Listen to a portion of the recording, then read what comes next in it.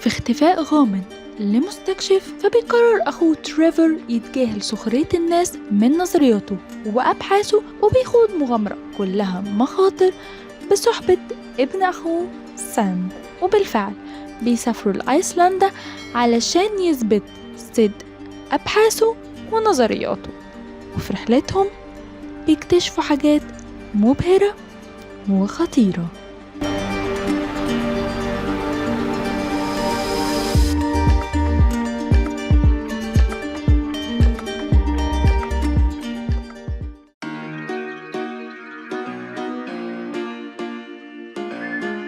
Journey to the Center of the Earth. الفيلم من بطولة بريندان فريزر وجوش هاترسون. الفيلم هتلاقي فيه مغامرة ممتعة في أفضل معالجة سينمائية لرواية جول فيرن الشهيرة واللي بنفس الاسم، رحلة إلى مركز الأرض. ولما تسمع الاسم مش هيبقى غريب عليك، لأن أغلبنا درسها في المدرسة واستمتع بيها.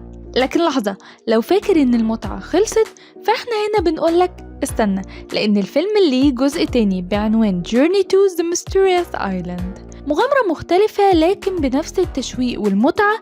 لما بيجي لسان إشارة استغاثة مشفرة من جزيرة مجهولة، وبياخد قرار إنه هيروح هناك، بس المرة دي مع شخص تاني بيخوض معاه المغامرة.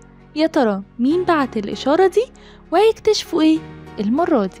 أحداث ممتعة ومشوقة هتندمج معاها لو شفت ترشيح النهاردة. ولو بتحب ترشيحات أفلام المغامرة هتلاقي قائمة كاملة من Behind Movies Lists، هتلاقي لينكها تحت الفيديو. والترشيحات أكتر وأكتر اعمل لايك وسبسكرايب ل Behind the Scene في ترشيحات Behind مع دعاء إبراهيم.